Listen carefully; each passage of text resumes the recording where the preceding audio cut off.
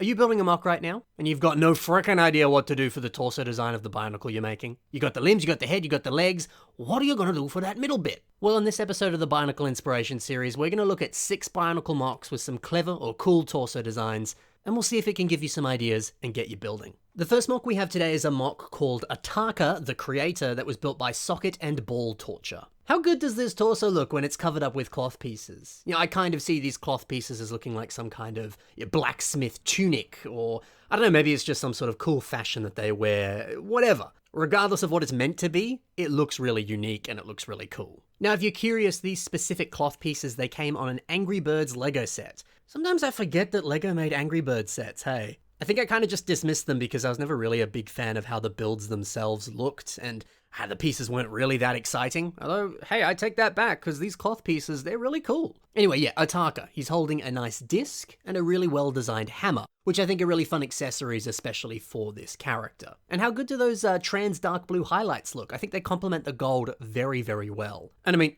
of course you have to give Ataka the Mask of Creation, the G2 version of that mask. Because Ataka does in fact wear the Mask of Creation within the Bionicle storyline. Well, the G1 storyline of Bionicle. So look, that's the only official depiction of this mask that we have. There is actually a more like canon look for this mask in the G1 universe of Bionicle. You can see it here on the wiki. But short of buying a custom version of that mask, there's no physical way to obtain that, or obtain an official one. So the G2 version, that's the next best thing. We do also have this shot here of the mock without the cloth on, and the torso underneath does look pretty good, but I think it looks a lot better with the cloth over the top. And something that's nice here as well, there are some details that you can still see even with the cloth over it. Sometimes people will put cloth on their mocks and just kind of do nothing underneath because it's all going to get hidden. But if you can have a few details poking through here and there on like the sides of the torso or whatever, you may as well. It'll look cool. Up next is Dirty Dan Richards, and they've built a mock called Titus.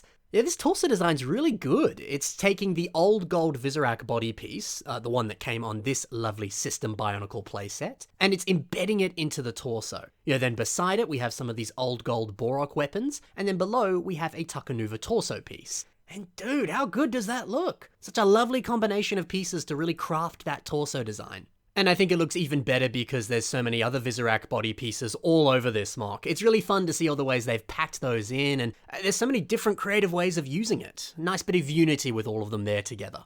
I think that's one clever way of approaching a torso design. Either you embed a larger piece into the torso, and cover up sections of it, and really just show off one or two specific areas of that piece. Or you get a piece like that Vizirac body piece, and you start building off of that. Use it as a bit of a prompt to get you started and to help you shape that torso.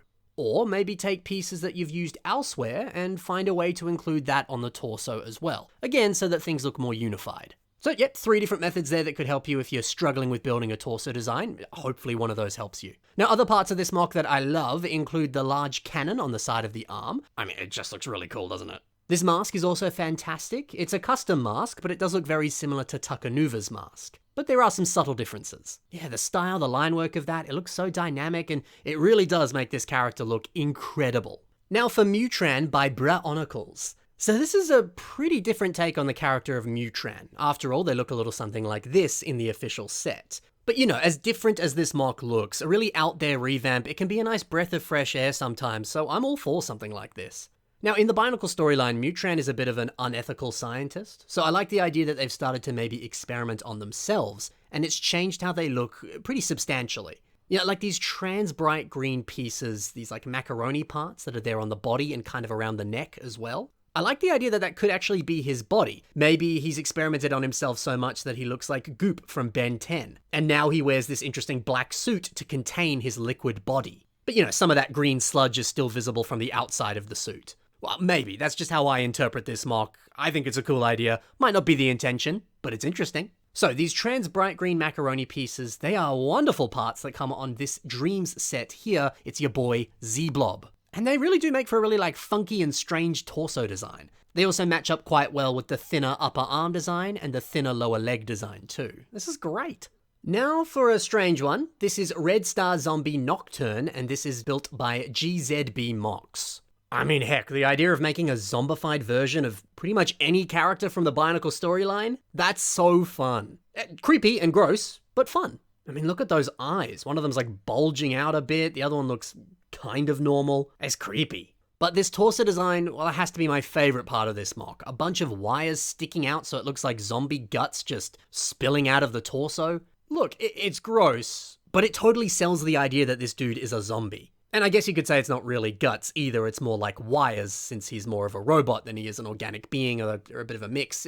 Still. Look, it's a very creative idea, and it's something you could easily do yourself, especially if you're making something that's a little bit more on the horror side of things. Toa Photok Desert Rescue is the next mock, and it's built by Unpixeled. Look at that sick jacket, using a mixture of those rocky finger pieces in white, as well as a few like feather or flame pieces in white. It really does make this jacket look schmick. It really does set Photok apart from anything else. And by the way, if you're not familiar with them, Photok was one of the Mutran that we saw in the Fantoka wave of sets. It was this guy. And I do always really enjoy seeing Mutran becoming Toa. Yeah, we saw it with official LEGO sets. You may as well build some mocks of Mutran that never became Toa and see what they might look like when they transform into one. And I think Unpixeled just nailed it here. Anyway, yeah, give your mock a sweet jacket, or give them a torso design with a cool ribcage area. See all these like silver droid arms or some of these other like silver beams to create like pistons so that there's a bit more like false articulation in the torso? Yeah, that to me is how I picture a lot of different robotic torsos looking, and it's very much in the vein of Bionicle. So yeah, cool jacket, interesting piston torsos. Maybe you could include one of those things in your own Bionicle creations. And finally, Tuaku Mox has built a brilliant depiction of Makuta Pterodax. I mean, screw it, let's just put a face on the torso. I mean, why not? It's awesome, and it is incredibly fitting for a bad guy character. And check it out, the mouth even opens up a bit when the torso bends. Genius stuff going on here, guys. And the face that's on this body is so clean and so well crafted. I mean, look at the eyes here, using two of those Invasion from Below spike pieces to just make the eyes look that little bit more sinister. And the way that they blend in with that Borok shell piece that's at the top of the torso, and the smooth transition down the waist into the pelvis, just incredible stuff. The shaping on the lower legs also looks so clean and so crisp. And hey, we got some more Visorak headpieces here, but this time they're being used for thighs. That's a good design. And I like that those Visorak heads also have eyes. It works really well. I think on any other mock, you would have just changed those eyes out for black pieces so that it didn't really look like a face. But on a mock that literally has a face on its torso, you can get away with it having an extra pair of eyes on its legs. Honestly, there's just so much going on here that I really, really enjoy. This mock is solid. So that's everything. Hopefully this gave you some ideas for how you could approach your next torso design, and hopefully you enjoyed all the mocks that you saw today as well. Now, if you'd like to see your mock featured on the Bionicle Inspiration series, the only way to do so is to submit it to the submission email that's currently on your screen. That submission email will also be in the description below if you want to copy and paste that there. Also in the description below will be links to all the mocks that I featured in today's episode. Be sure to check out those links and see more from the builders that I featured. Otherwise, thanks so much for watching, happy building, and bye for now.